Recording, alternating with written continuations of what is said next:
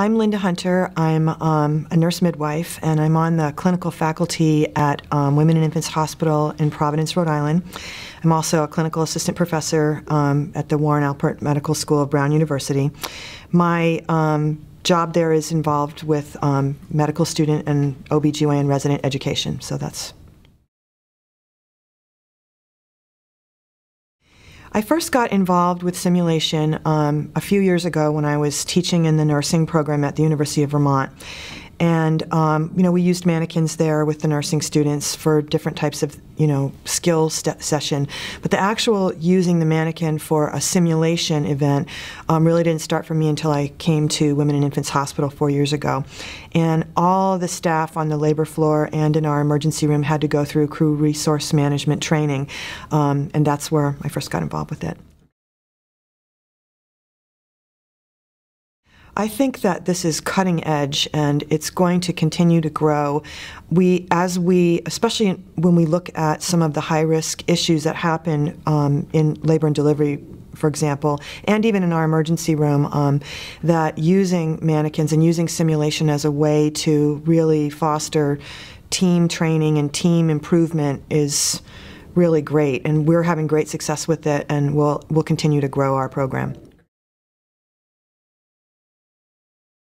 Just from the networking that I've done since I've been here, you're bringing together people from all different types of backgrounds. So you've got a lot of EMS people here, a lot of paramedics, a lot of nursing educators, people like me and my co-speaker are coming from a hospital-based program. We met someone last night who's got a mobile simulation unit. I mean, these things are all really exciting. It's really interesting to hear what everyone is up to and what everyone's trying. So. I think that when you look within your own institution or your own organization and you identify those high-risk, low-frequency events, like for us, what we're talking about today is emergency deliveries that are occurring outside of the labor floor. These things don't happen very often, and they're often quite chaotic. Same thing with things like postpartum hemorrhage or shoulder dystocia. Those types of things often are sentinel events for some places, and it's really important to have a way of doing that kind of training, and that helps everyone get a little more efficient, functioning as a team.